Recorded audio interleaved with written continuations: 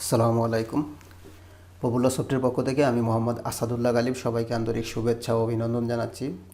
আজকে HTML5 কোর্সের 13তম পর্ব নিয়ে আপনাদের মাঝে হাজির হয়েছি। তো যারা পিছনের পর্বগুলো মিস করেছেন আমাদের চ্যানেলে ঢুকে পিছনের পর্বগুলো দেখে নিতে পারেন। তো চলেন আমরা আমাদের আলোচনা শুরু করি। তো গত পর্বে আমরা এইগুলো নিয়ে কাজ করেছিলাম। তো আমি চলে যাচ্ছি আমাদের কোড index.html। তো বডি এর ভিতরে যে S3 ট্যাগটা আছে এটা আমি রিমুভ করে দিলাম। ওকে, তো আজকে মূলত আমি খুবই ইম্পর্ট্যান্ট কিছু জিনিস নিয়ে আলোচনা করব, তা হলো HTML video, HTML audio, HTML YouTube. Okay, এই তিনটা জিনিস আজকে আমি আলোচনা করব।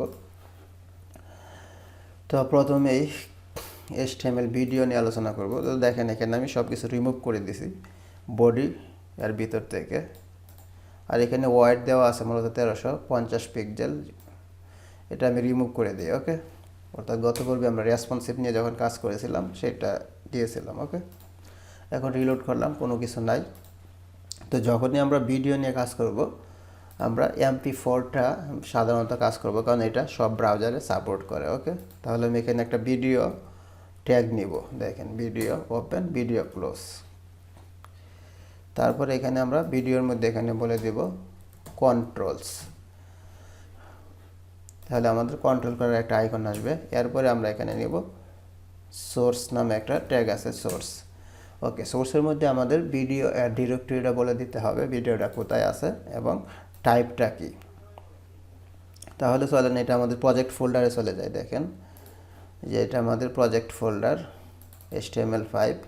তো আমরা যখন ওয়েবসাইট ডিজাইন বা ডেভেলপমেন্ট করব, আমি একটা জিনিস সবসময় আপনাদের বলে থাকি, সেটা হলো আমরা স্ট্যান্ডার্ড ফ্লো মেনটেন করব। যেহেতু এখন আমি ভিডিও নিয়ে কাজ করতেছি, তাহলে ভিডিওর জন্য একটা ফোল্ডার ক্রিয়েট করব, অর্থাৎ প্রতিটা ফাইল আলাদা আলাদা ফোল্ডারে থাকবে। তাহলে আমি এই যে আমাদের প্রজেক্ট রাইট বাটনে ক্লিক করব, নিউ ফোল্ডার, এর মধ্যে দিব ভিডিও। ওকে, তাহলে ভিডিও নামে একটা ফোল্ডার হইলো। এই ভিডিও ফোল্ডারের মধ্যে আমি ডেস্কটপ থেকে একটা ভিডিও এনে রাখবো। মূলত এখানে দেখেন এই যে ভিডিও নামে ফোল্ডার হয়েছে, এই ভিডিও ফোল্ডারটা আমি এই যে এখানে intro.mp4 নামে একটা ভিডিও আছে, এটা কপি করে এখানে আমি এই ভিডিও ফোল্ডারের মধ্যে পেস্ট করলাম।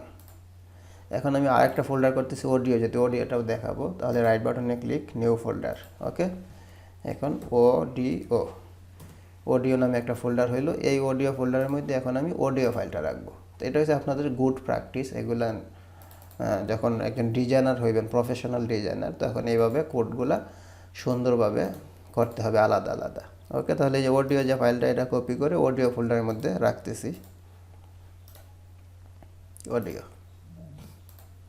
তো দেখেন আমরা এখান থেকে ফোল্ডার ক্রিয়েট করতে পারতাম, কিন্তু সাবলাইমের যে একটা সুবিধা আছে এখান থেকে আমরা ক্রিয়েট করতে পারি।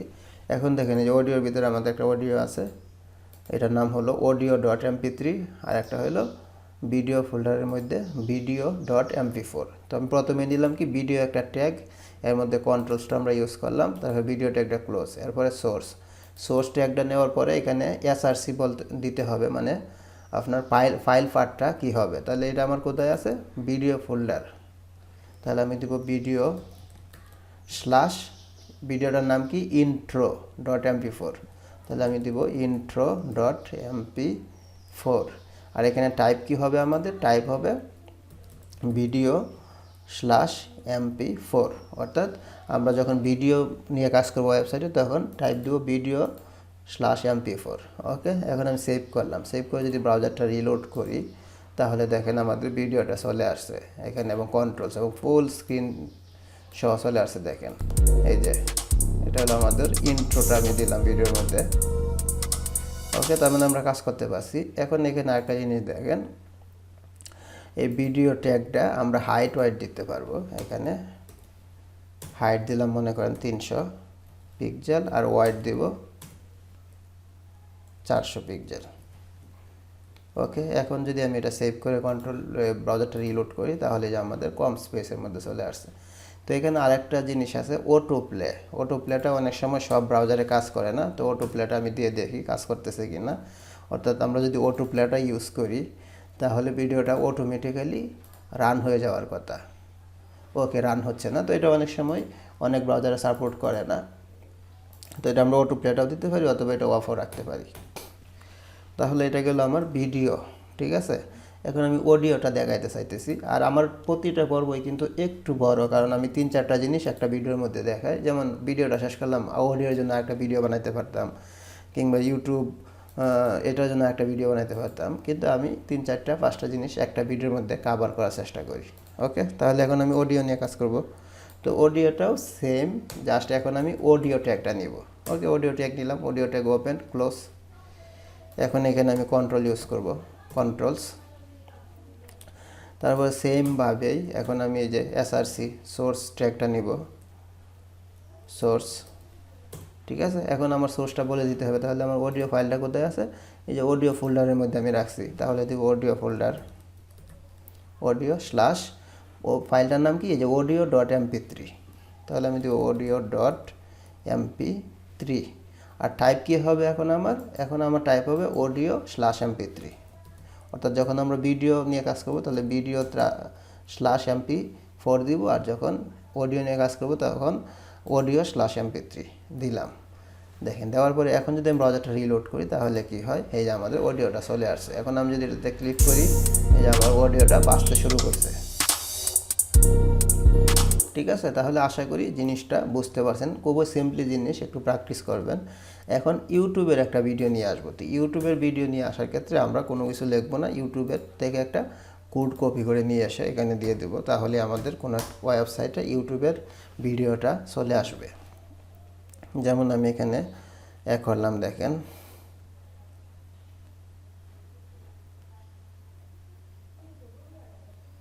আমি চলে যাচ্ছি আমাদের Popularsoft চ্যানেলে। এখান থেকে মনে করেন আমি কোনো একটা ভিডিও নিতে চাচ্ছি,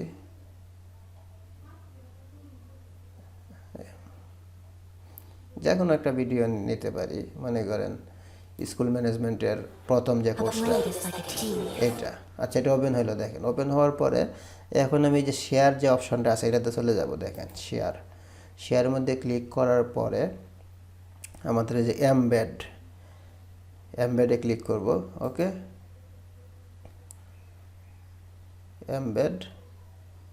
এমবেডে ক্লিক করব। এমবেডে ক্লিক করার পরে এই যে আমাদের এমবেড আইফ্রেমের যে কোডটা আছে সিলেক্ট করব, সিলেক্ট করে এটা আমি কপি করব। ওকে, কপি হয়ে গেল।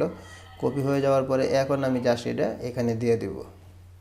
আইফ্রেমের ভিতরে এই যে হাইট ওয়াইট একটা দেওয়া আছে, তো এটা আমরা চেঞ্জ করতে পারবো পরবর্তী সময়। এটা সেভ করলাম, দিয়ে দেখেন আইফ্রেম নিয়ে আমরা মূলত যে কাজ করেছিলাম কিছুদিন আগে।